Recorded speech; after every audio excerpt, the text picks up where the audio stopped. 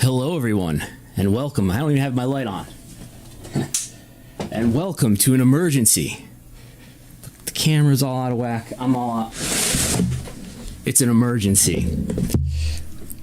Welcome to another edition of Live TV Ratings Talk.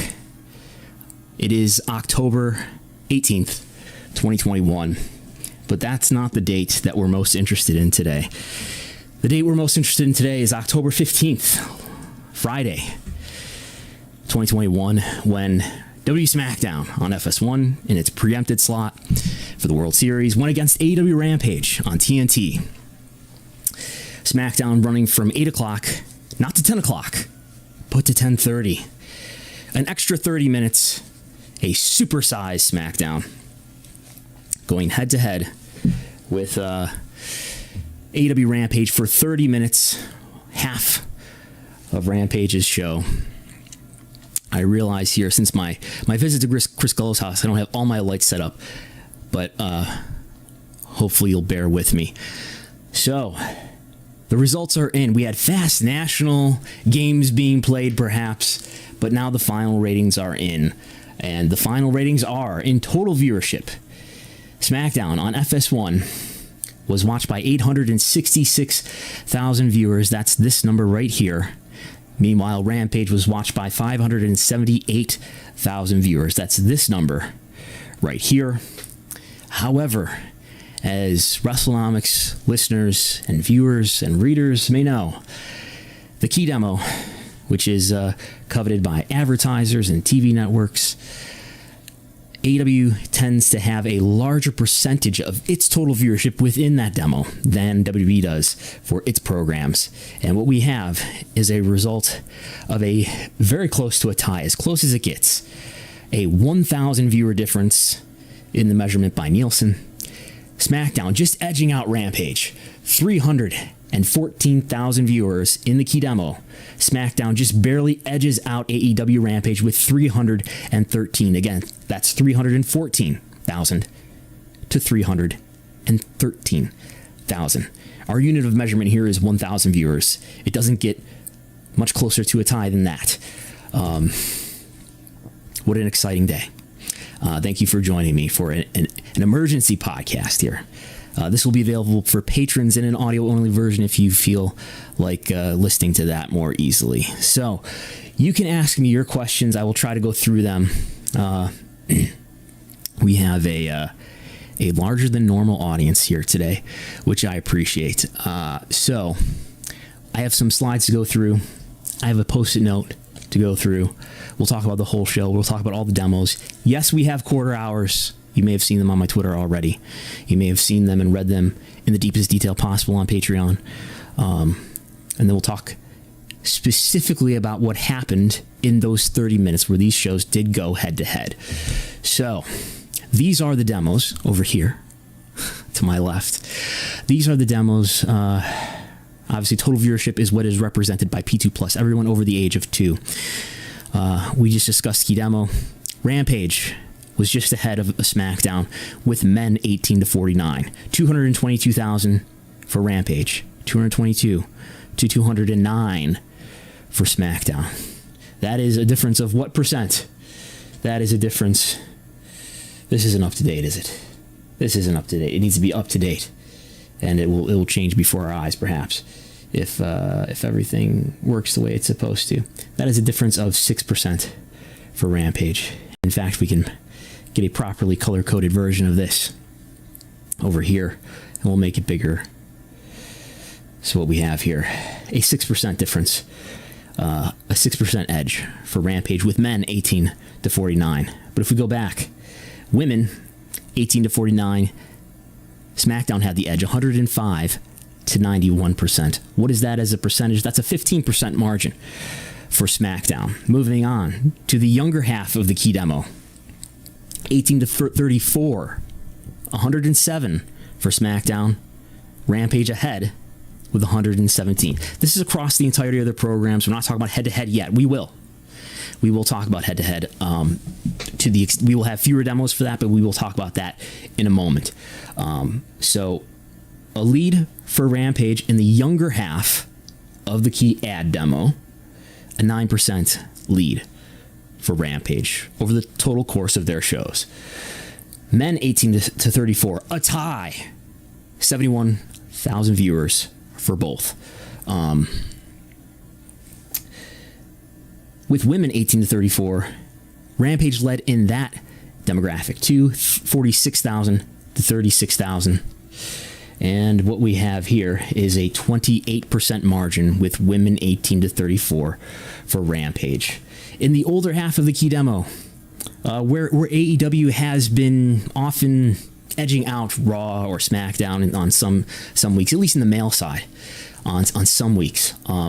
Here, SmackDown has the lead 108,000 to 196,000 for Rampage. That is a 6% lead for SmackDown. Men 35 to 49, though, that's where Rampage has the lead 151 to 138. That, in terms of a percentage, is a 9% lead for Rampage. But the big margin that SmackDown has is with women 35 to 49. That is a 70% audience with women 35%, 35 to 49, and only 45,000 for Rampage. Again, a 56% margin. And then everybody outside the demo, the majority of them are over the age of 50 or older. Small minority of them are 17 or under. SmackDown, well ahead with 552,000 to Rampage's 265,000. That is more than doubling. 108% margin for SmackDown. So there's that. We do have. This is information that I'm reporting in viewer counts. Showbiz Daily has some additional ratings demographics that I don't have, which are these, and we can see here where the P50 plus huge margin lead for SmackDown over Rampage here with a 0.43 to a 0.21. A tie with female viewers 12 to 34. A slight lead a decent lead for SmackDown with male viewers 12 to 34. And a tie with all viewers aged 25 to 54. That's what the whole shows did. Again, SmackDown is a 2.5 hour show.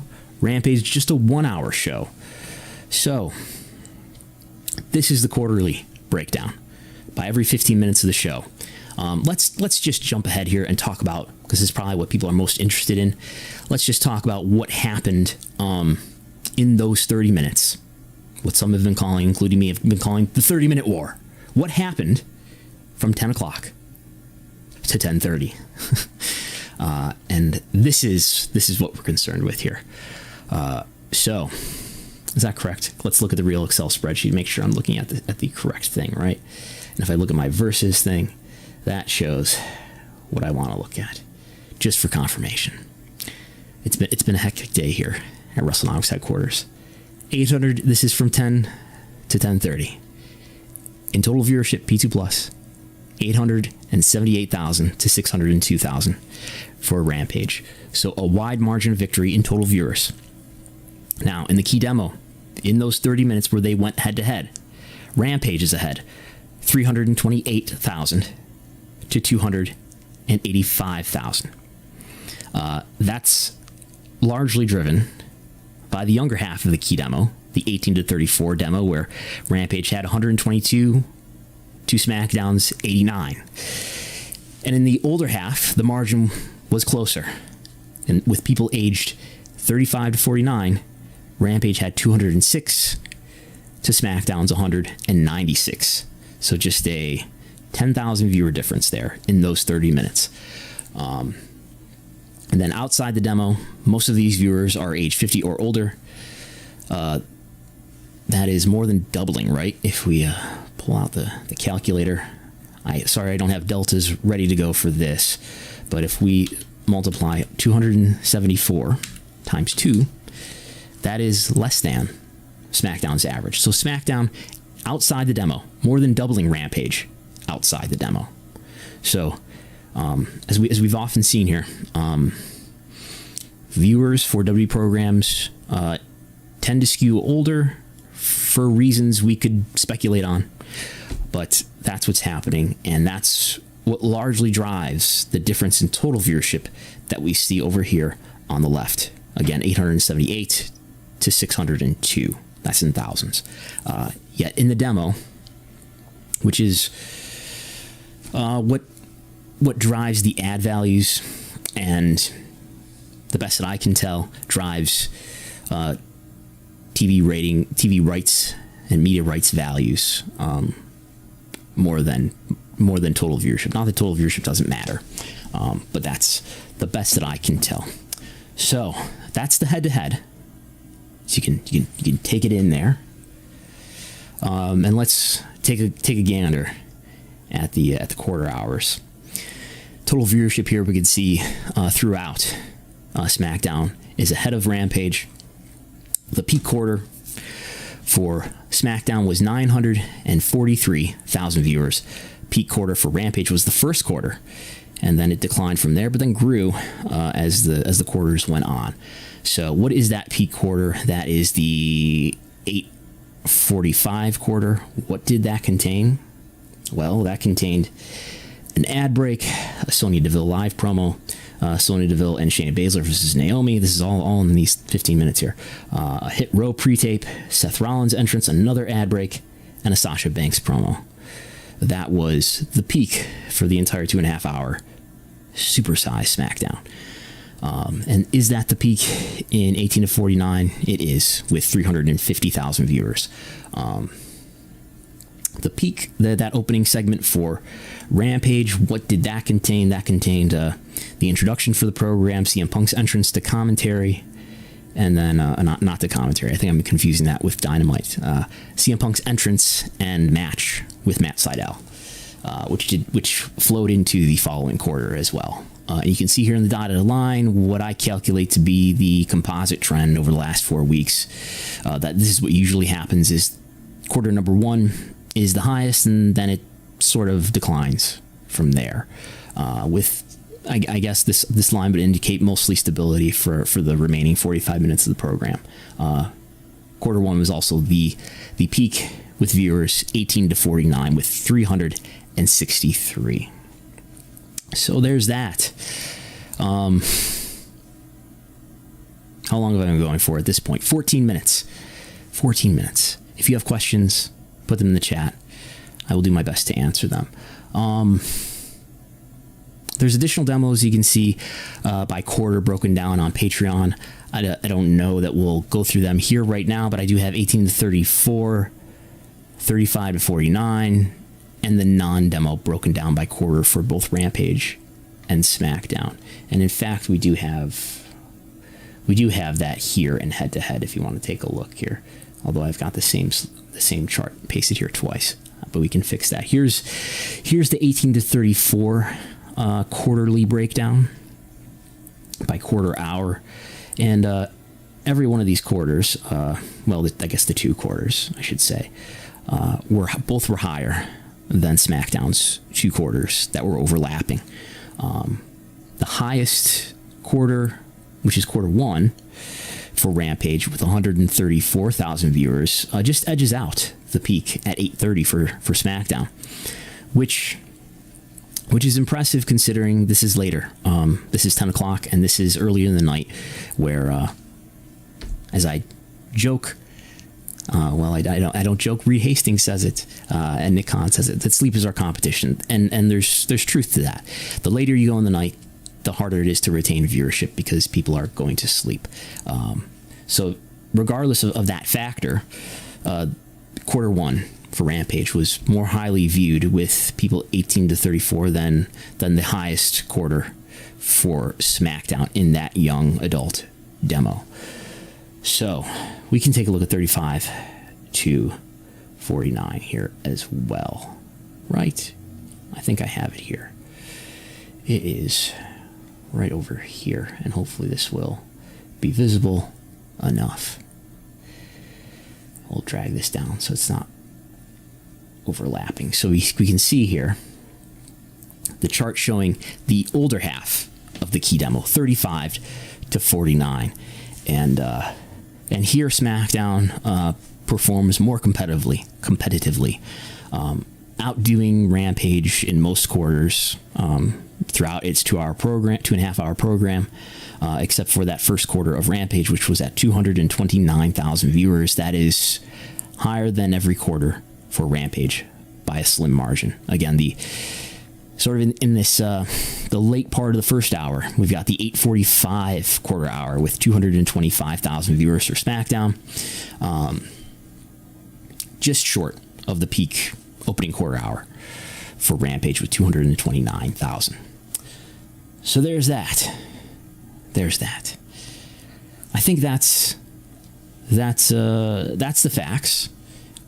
I guess I could ask myself before I read your questions, what do I think of this? I guess part of what's interesting to me in this story is how the Fast Nationals came out, and the Fast Nationals had been reported in the 2 weeks prior to this week, where we got total viewership and the key demo and 18 to 49, and we only got total viewership that reached reporters who then reported that information. So that is, as I said on the podcast that was just recorded yesterday, that is conspicuous. But suffice to say that total viewership for that the Fast Nationals showed a wide margin. We can look at that quickly too. Showed what would end up being a wide margin in total viewership for SmackDown. As you can see, 866 to 578 in thousands, a wide margin.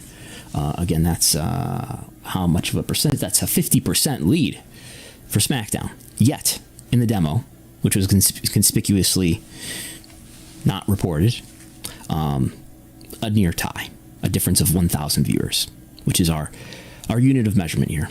So that's an interesting part of this story, nonetheless. I guess this speaks to the competitiveness between AEW and NW programs. However, this was a preemption. This was SmackDown not in its normal network, not in its normal spot.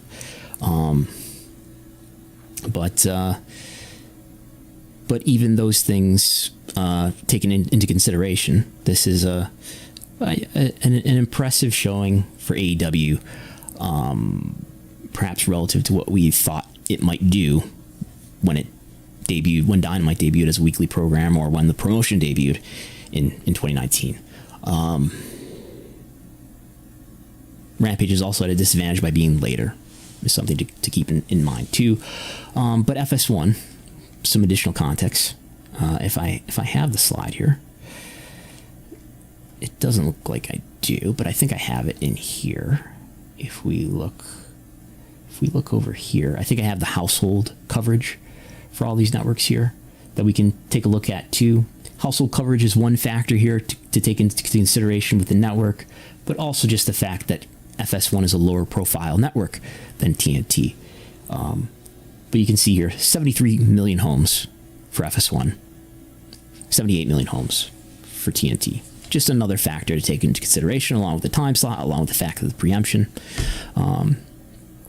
And another takeaway or reinforcement really is just that the W viewers skew older and AEW viewers skew younger. I think on one hand, that has something to do with the legacy and just long-term existence and domination as a brand that WWE has had in the wrestling space, on one hand. Perhaps on another hand, AEW is appealing more to young and mid-aged adults. Let's call them mid-aged adults because I'm 36. So there's that. I will scroll through your questions now, so if you have them, I'll try to answer as many as we can here, trying to keep this to, 45 minutes or so. So I will begin to scroll. Please use a question mark, as questions tend to end with question marks. That'll help me find it. So I am now scrolling. Let's see. We have one question here from Freshest Memes. With AEW getting close to WWE in ratings more often now, when the contracts come around, do you think WWE and AEW both get more money, or will WWE get less while AEW gets more? I think, let me just put something relevant on the screen. I think they'll both get an increase. I think AEW is because of its nature of being a newer brand, is understandably undervalued because it was unproven when it signed its current deal. But I think the nature of live sports, at least the way that all the numbers that I see stand right now, I think WWE still stands to get a moderate increase in its TV rights fees. That's what I would lean towards predicting. Maybe not doubling. Last round in 2018, when they signed those deals, which went into effect in fall 2019, they got a 3.6x increase. So more than tripled their TV rights fees that they had prior. I don't see that big of an increase. Then again, who knows? If WWE truly can attract an Amazon or an Apple to have interest in one or both of their flagship TV shows, who knows what could happen then. But I see an easy argument, at least based on viewership, which is not the only factor to consider when trying to make sense to predict what the future of TV rights values are going to be for these properties. But at least considering viewership, which is a big part of it, I think you can make an easy argument that AEW is undervalued by about 4 times when you compare the value that they're being paid and the viewership that they're delivering, especially in the demo, to the value that WWE programs are getting and the value that and the viewership that WWE programs are delivering, especially in the demo. That's kind of demonstrated in this chart here, where I've broken it down by watch time. So per hour, per viewer, per hour of viewership for each viewer. AEW, it's tough to break down because now we have Dynamite and Rampage, but you could make the argument, as I've sort of laid out the math here, that Dynamite is getting about 36 cents per viewer hour, whereas Raw and SmackDown are getting almost triple that in total viewership. If you're a key demo skeptic, that's total viewership. If you look at the demo, 71 cents to more than 250. That's how many times is that divided into one another? So let's take Raw because it's lower and divide that into 71 cents, and we get 3.8x difference there. So there's that. But yeah, that's a topic we talk about often, and I'm sure we will continue to talk about until there are deals announced. Let's see. 33rd. Wait, what's this? Okay. 33rd County, Bahoy. Don't you love everybody's screen names? Oh wow, 139 viewers too. By the way, we're really peaking here. That's in thousands, probably. What caused the 100,000 drop off in the first 15 minutes of Rampage? So that's just the normal trend, and I think it's largely related to the lateness of the show. It's on at 10. People go to bed, and they're sort of front loading. I'm going to show you the quarter hour trend, and they're sort of front loading, as they often do. They're front loading Q1 with what's probably the most interesting match to viewers, which in this case was CM Punk versus Matt Sydal. I would consider CM Punk a significantly bigger star than anybody else that I'm seeing in the quarter hour labels here. But this dotted line that you're seeing here in blue for total viewership and in green for key demo is the last 4 weeks composite trend. I think I'm using a median here to determine this, but that's usually what happens. And it's, I think if they didn't front load this with the biggest match on the show and backloaded it instead, would it be that much different? I'm not sure it would be that much different. But both of those factors combined certainly reinforces the likelihood that the trend is going to look this way. Now, interestingly, we have a question from Chris Harrington, who's the former co-host of Wrestlenomics Radio. He has gone on to work for AEW as the senior vice president of business strategy. He asks, why do you think SmackDown does so well with women 35 to 49 compared to Rampage? A good question. So let's look at that breakdown here, where we see the F35 to 49 at 70,000 for SmackDown, 45,000 for Rampage. And just to check, is that, I think it is, but is that a normal sort of W to AEW difference? Let's take a look here. And this is from the Wrestlenomics viewership spreadsheet, by the way. Cheap plug, which you can get access to at patreon.com/Wrestlenomics. You can look through the data yourself anytime you want. So let's move this out of the way. And let's look. So this is comparing Dynamite. So we're not dealing with Rampage here, but we're thinking about Dynamite. Blanks here are where there are preemptions, which we're sort of excluding for now. So Mookie is asking about F35 to 49, which is here for Raw. This is Raw versus Dynamite, and is here for SmackDown. Hopefully everybody can see this okay. I think so. Might be hard to see the numbers here, but this is conditionally formatted. So the brighter the blue or the red, the greater the lead for Raw or SmackDown in the same week versus Dynamite. And I don't think has there ever been a week, let's highlight this over here too, where we've just got sort of a binary, did it win or lose, conditional formatting. So yeah, that is the case. Dynamite has never beaten in the same week Raw or SmackDown. Why would that be the case? I don't know, maybe there's something to do with the way that WWE has captured fans over the years, and that WWE has done things like it's done the Total Divas and Total Bellas programs on E. That I'm still searching for data to verify that the timing of the introduction of those programs does coincide with an increase of female viewership for flagship programs. But just maybe sort of the way that WWE has cultivated its fandom over the years, maybe has cultivated a kind of female fan, age 35 to 49, for example, who are less interested, aware of, compelled by whatever AEW is doing. Perhaps AEW is working towards closing that gap with Roads to the Top, unscripted series, reality show. Maybe a stronger women's division for AEW would work towards that as well. But there's that. Let's see what else we've got in the chat. Looking for question marks. Here's one more. From Timberwolves for Life. I love saying screen names.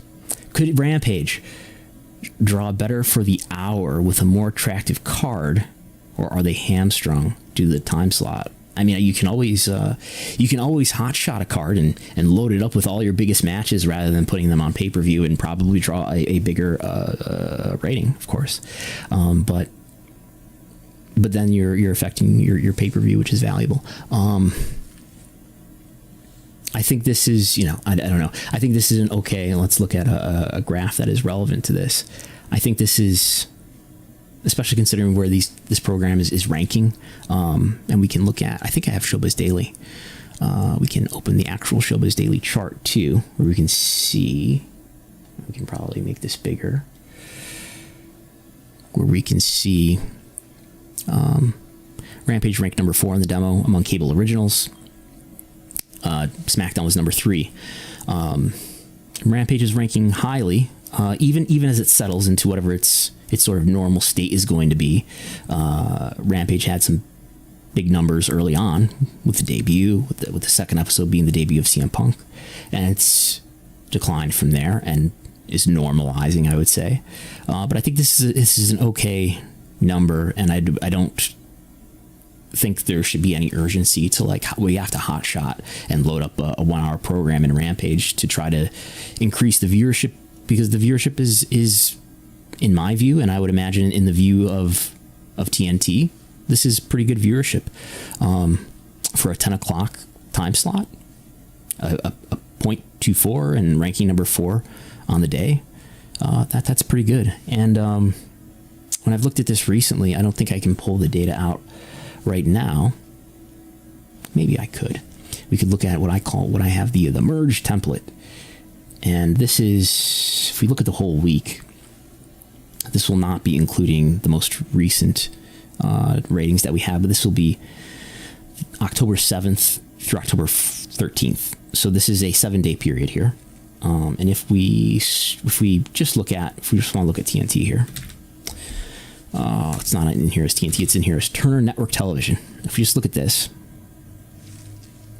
and we will see that the most watched, and there would be no Dynamite here because Dynamite did not air on Wednesday in its usual slot. And we are sorting here by 18 to 49. And what we see is in this 7-day period, we've got how many programs here? And let's make it bigger because maybe this will be easier to see. We've got 8 programs here in this 7-day period, and we've got the NHL leading with a .32. By the way, that's lower than what Dynamite usually does lately. We've got a baseball playoff game at 9 o'clock on a Tuesday. We've got preseason NBA. We've got another regular season NHL game that did an equal demo in a similar time slot, but a different day on Wednesday versus Friday. It's not as if Rampage is at the lower end of this of these 8 programs. I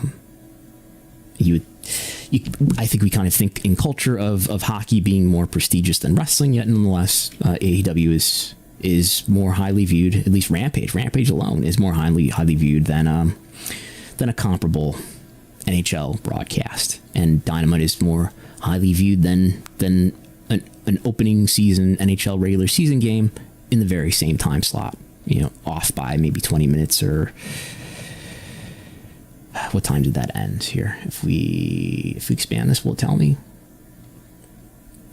It ended at 10:14, so it ended 14 minutes later than Dynamite ends, and it started 20 minutes earlier. So almost the same time slot. And this is a slightly lower rating, a moderately lower rating than Dynamite does, both in demo and total viewership too. 817 is a step lower than what Dynamite has been doing in that slot.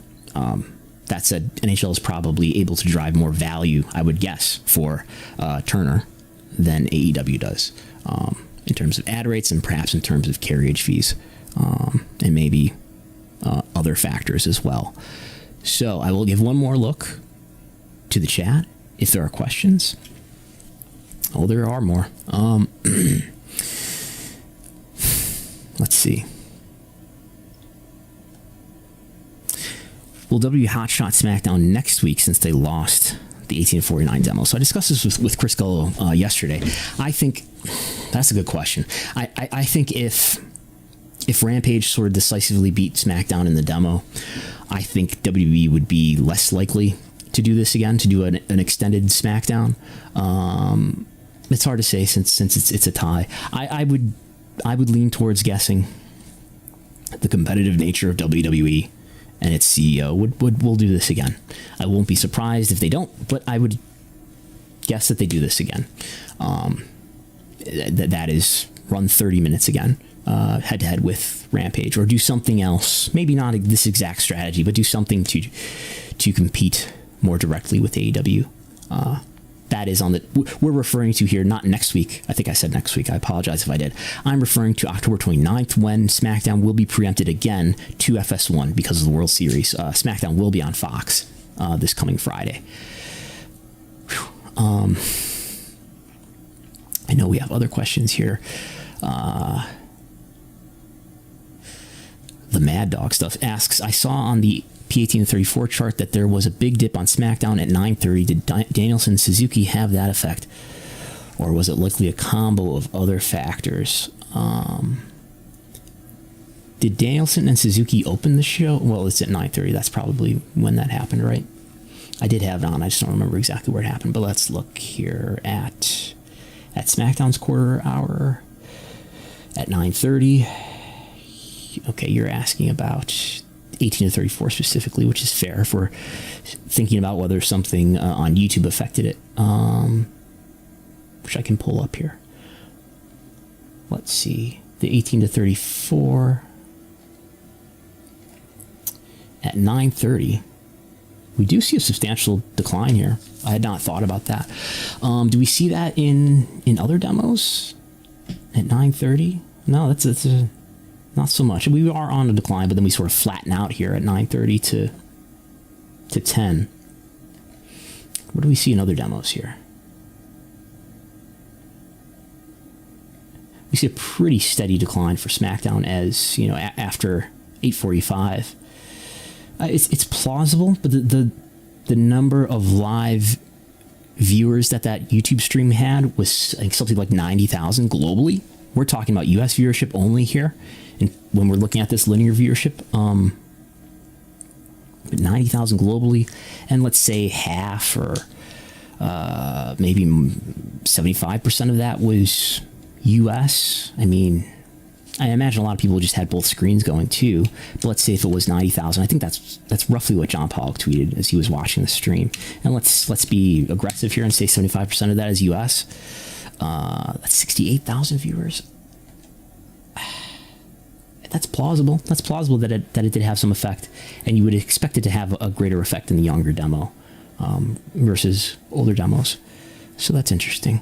I don't have a chart here, I think, for the non-demo, but we do have this charted out, at least in numbers here outside the demo, where we see it does look like maybe it held up a bit better for SmackDown in the time when it was going against Suzuki and Danielson. So that's very plausible.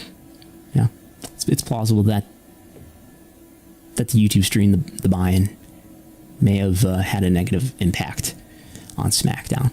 So that's a good point to raise. Brian asks, do you think AEW will continue running buy-ins for Rampage? I think they will if W continues to, it does something again where they run 30 minutes against their program again. I think they will, because it's not a huge added cost to AEW to just add a few matches before the show goes live on TNT. It's not like putting on an additional event, which would be much more expensive. And I can't imagine the production cost is huge, if hardly at all, to just stream to YouTube for an extra hour. Will AEW moving to TBS hurt their ratings long term? That's Dynamite that's moving to TBS. Rampage is staying on TNT. Seems like they will have to rebuild again. I don't expect a huge problem there. We've seen WWE not have much of a challenge with its. Granted, a lot of the recent moves of networks by WWE programs, particularly SmackDown, have been to better networks. TBS is from TNT is a lateral movement, and at least in terms of households. TBS is to a very small degree in a larger number of homes. Profile-wise, TNT is probably, just because of the NBA viewership, I would probably call TNT a higher profile network, but wrestling fans, at least historically, have shown to be pretty flexible with finding programming on a new network, especially when we're talking about a new permanent home, as opposed to a preemption.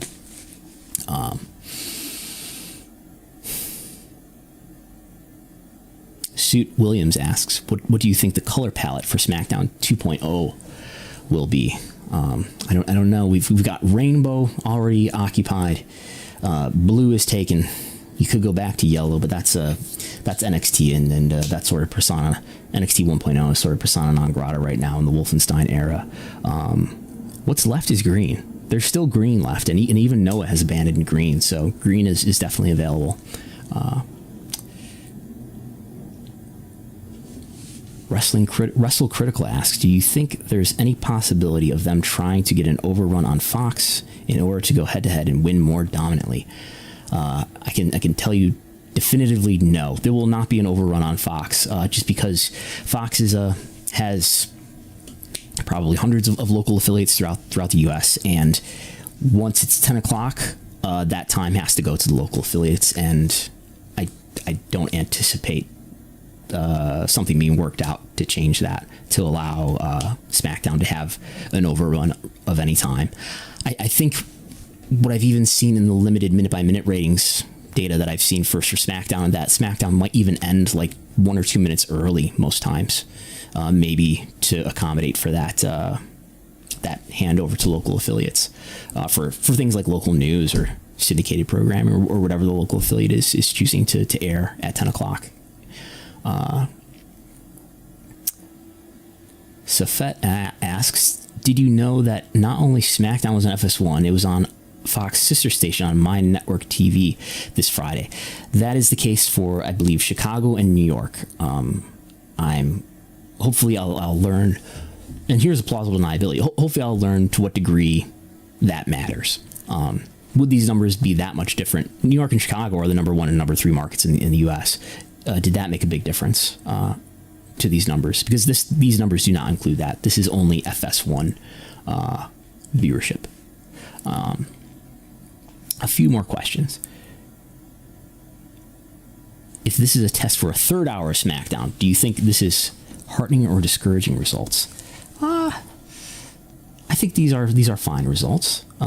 I don't think, but again, with the nature of Fox, there's not going to be a third hour on Fox, because Fox is only it's only a 2-hour primetime slot.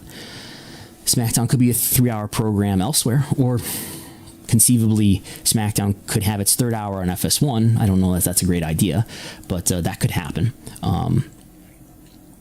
But I think that the viewership was fine for that. If that's something that's being considered, I don't think that's something that's being strongly considered, though, would be my guess.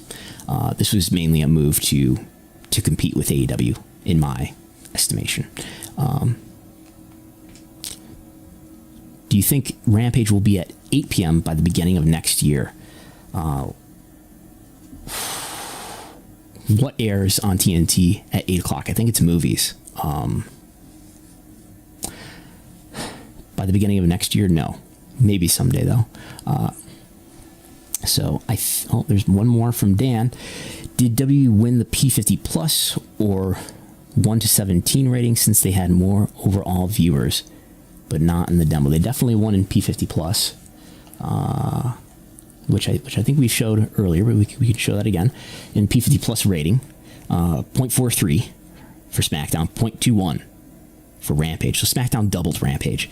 What does that mean in terms of actual viewers? We can give you an idea. I don't know for sure, but I can give you an idea in the spreadsheet where I've calculated the universe against the rating, and we get 503,000 roughly, 50 and over, to 246,000 roughly. And from that, I can deduce what I think that the 2-17, the kids' audience was, and it's somewhere between 43,000 and 55,000. You probably want to make this bigger. Somewhere between 43 and 55 for SmackDown, and somewhere between 13 and 25 for Rampage. So, best I can tell, SmackDown well ahead of Rampage with children, and definitely well ahead of Rampage with people 50 and older.